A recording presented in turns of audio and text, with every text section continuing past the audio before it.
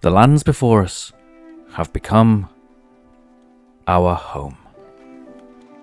Through our hard work and cooperation, we have created abundance. I remember when we first stepped into these lands. You were dewy-eyed. And now look at us. We have everything we could have ever hoped for. This is Foundation, and I am Lord Bara.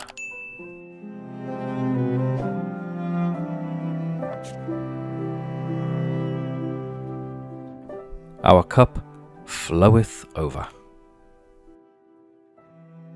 Despite not having unlocked every possible resource production and maximized its potential, what we have is more than enough to sustain us. In fact, we have so much now that we can undertake a large project. One that has been simmering for a long time. And if you've been following me, you will know of what I speak. For the town of Cappyborough was always meant to have a castle monument.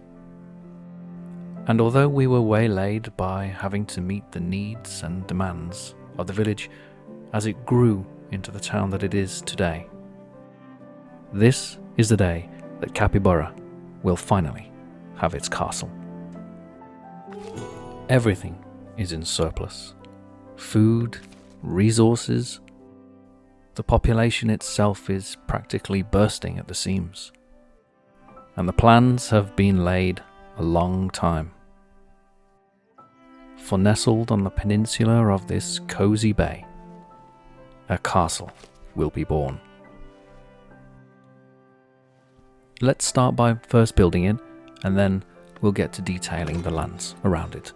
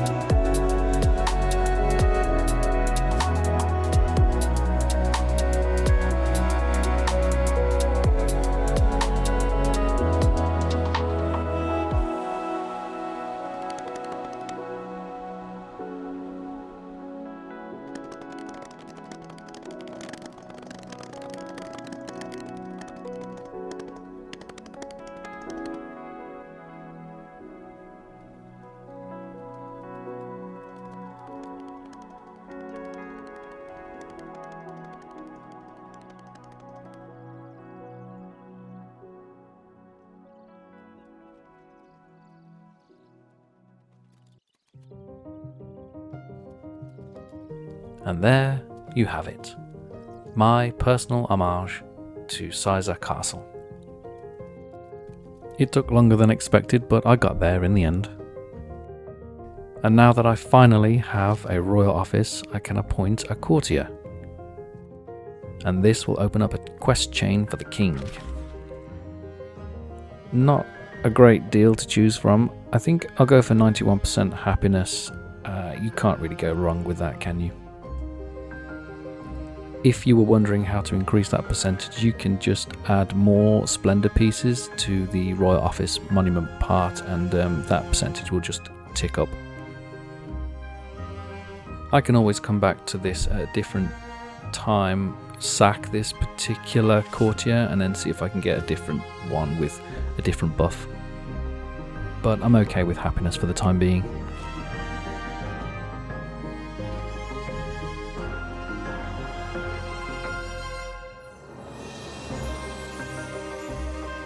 In order to complete this quest that's down here in the bottom left hand side of the screen, which has been there for a very long time, you'll need to go to mandates, and then you can see lots of mandates here, but if you scroll all the way down to the bottom, you'll find the courtier mandates.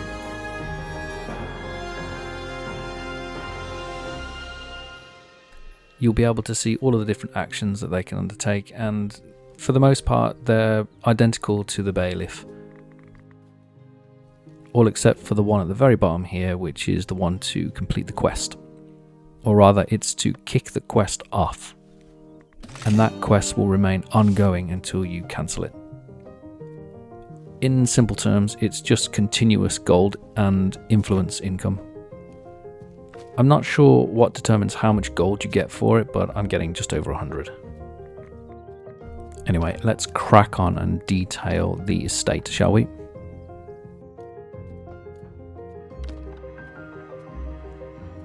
I'll start off by putting an entrance down and defining the overall boundary of the estate more clearly. And I'm going to continue to use pieces from the actual monument itself, so I can continue to just tick up on the amount of splendor that I'm getting. If I continue to do that, then I will eventually hit the final tier and be able to build just everything in the estate. Realistically, you don't need to build an enormous monument to get to the final tier in the estate. In the town of Cappyborough, I've actually got 2 castle monuments. One I'm treating as a fort, which is in town, and that's where the soldiers are being housed. And I've separated out the royal court into this monument here, which is it's more of a manor house design really. I didn't need to do that, I wanted to do that. It just makes more sense to me that the royal court would be part of a building which was more auspicious than just a fort.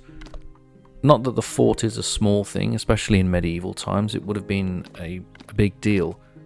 But it doesn't make sense in terms of governance to put that kind of building with that kind of responsibility in that location. The fort itself is in an industrialized area, and it's for workers, it's for doing work, manual laboring. The royal court obviously is not for that at all. So I've intentionally separated out these 2 monuments to make the build make more sense. And another thing that helps solidify builds like this is understanding what grounds would be associated with this type of a building.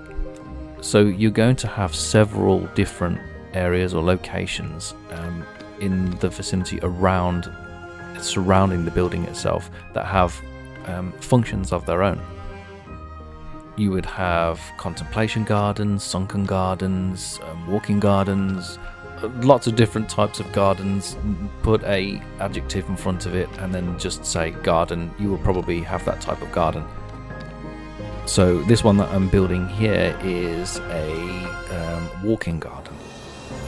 There's not going to be too much seating around here, and it will be heavily landscaped in reality, perhaps with streams. In fact, in Sizergh, there are streams that run through this part of the garden. Unfortunately, there's no terraforming in Foundation. Fingers crossed that comes in the future, but as of now, this is the best that I can do. So I'm going to create bedding areas, I believe they're called, and I'm going to fill those in with different types of planting regimes as best I can with the assets that I have available. For those of you who have already dipped your toes into the modding scene, which is now thoroughly active, I'm not including mods in this particular build. I might come back to it one day in the future and use mods, but as of now I'm sticking to vanilla. I think there's enough pieces going on here to make something look quite nice, so I'm just going to stick with it for the time being. And what I want to do, there we go, finally we've completed that courtier quest. I'm not actually getting anything for this right now, it's just letting me know that I can either kick off the king's quest now, or I can say no and do it a little bit later. I'm just going to do it. Getting back to gardening, what I want to do is start using the assets that are in the game, and the only way that I'll be able to really maximize their use is by using them a lot and understanding what they are and how they work. So I didn't realize that there are two different types of bush and that they have different heights, for example, so I would like to try to use that in future to create a kind of staggered effect. I'm also using a brazier here as a centerpiece for this little sitting area. I don't usually do that, I usually have a fountain, but I've got a fountain in the garden at the back there, which is going to be far more of a seating area. So I wanted to differentiate these two spaces, and I put a brazier in here to do that. Hit build, and there you go, I now have tier 5 in the kingdom. Kingdom complete. I want to make sure that the villagers are going in the places that I want them to go in. Somebody pointed out in the comments actually that I like to use the red brush a lot, and it's dangerous, but it's only dangerous if you don't know what you're doing, and trust me, I know what I'm doing. I am Lord Bara. Let's have a look at this central courtyard. If I want this place to look interesting and used, then I'm going to need to put more than just standard assets down. And what I'm going to do to make it feel like the villagers actually have a reason to go here is I'm going to put some market stalls down, and that will also help. There are some houses that are near here, so that will aid them. They won't have to walk quite so far in order to get fed. This breaks the immersion a little bit for me, but I can see how there may have been a stall in a courtyard like this, at least from time to time.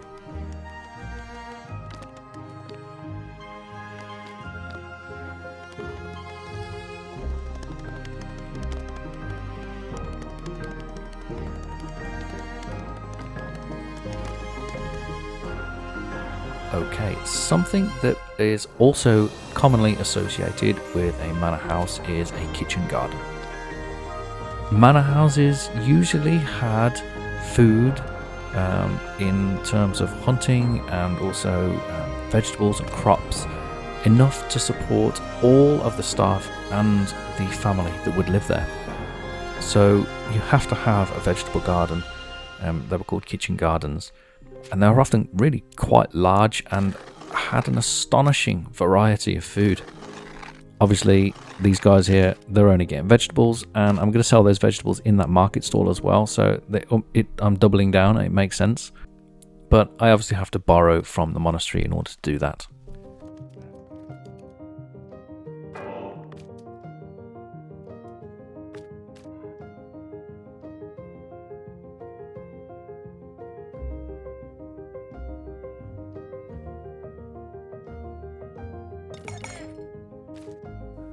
Okay, now that that's built, let's add a market tender, and it's going to be vegetables. And we're going to need some more villagers seeded over to the monastery because we've built the vegetable farm. Right, second one's built, so that's going to be common wares? Let me see. No, I don't have enough common wares. It's going to be clothes.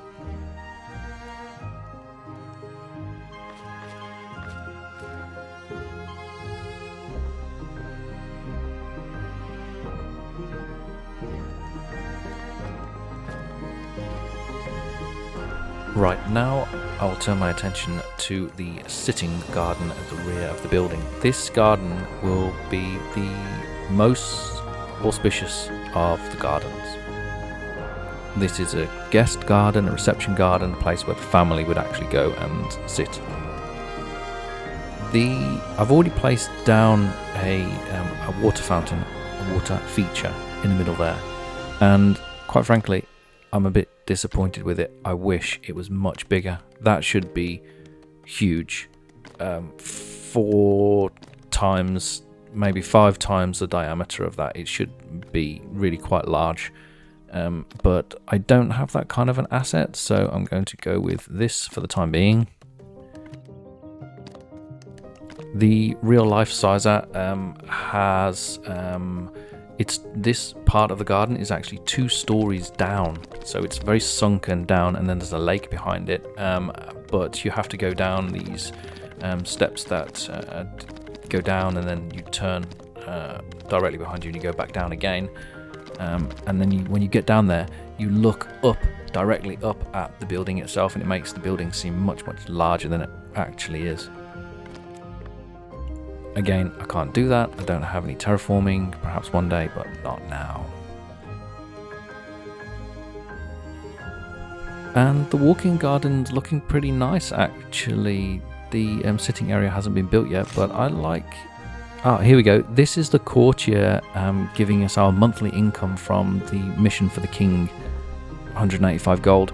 And that reminds me that I can purchase the final build piece in the kingdom path. This is the point where you can turn off if you don't want any spoilers, because I'm now going to build a couple of those items. And for reference, you won't find them in the build parts for your monument. You'll have to exit out of that and go to the normal build menu, and you'll find it here.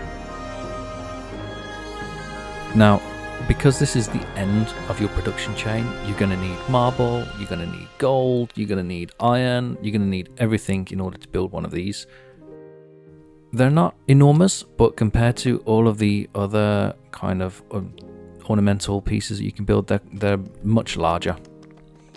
I think they sit really well, and I especially love this horse. It looks so grand, and I think it fits really well in that space that I created there. I thought about putting it in the central courtyard, but I've got a different idea for that. I'm not going to go crazy and start putting loads all over the place, even though I could, because I've got more than enough resources.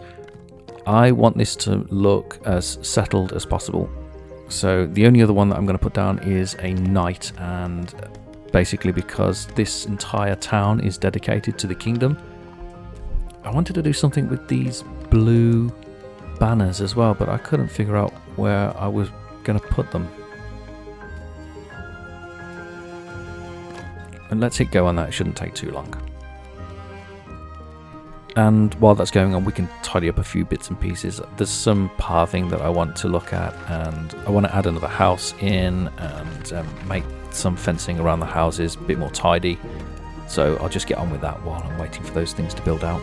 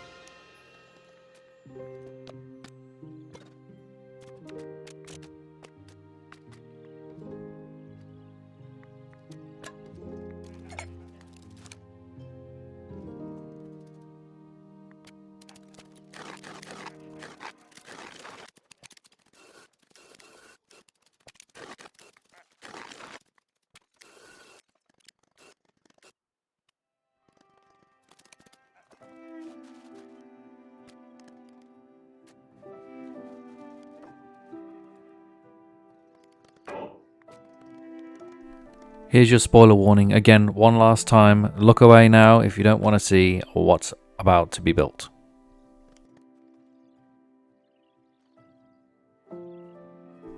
Look how grand that looks, and majestic.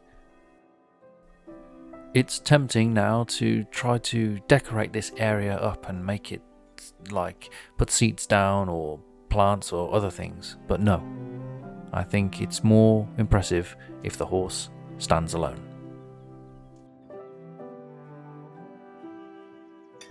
Which just leaves the soldier to be built, and here is the man himself, Jaffana. And yes, I did take a couple of different attempts at that name. That's what I settled on. He's busying himself away, and there he goes with his boxes. Let's follow him as he makes his way through Cappyborough to his destination.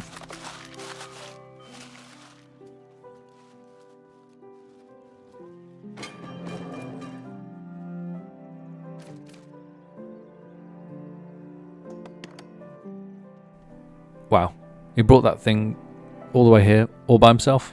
What a hero.